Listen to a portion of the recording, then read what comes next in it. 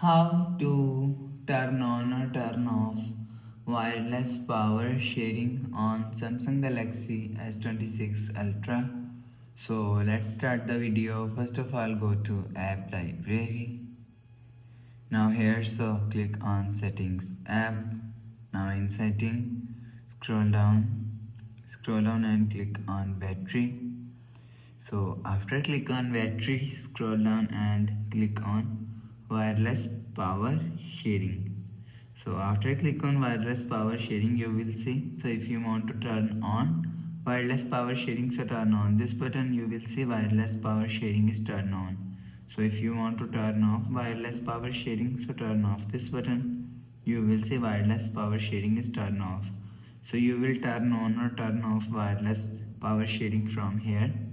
So after the process, go back to home screen, refresh phone. So that's how you can turn on or turn off wireless power sharing on Samsung Galaxy S26 Ultra. So if you like the video, please subscribe. Thanks for watching.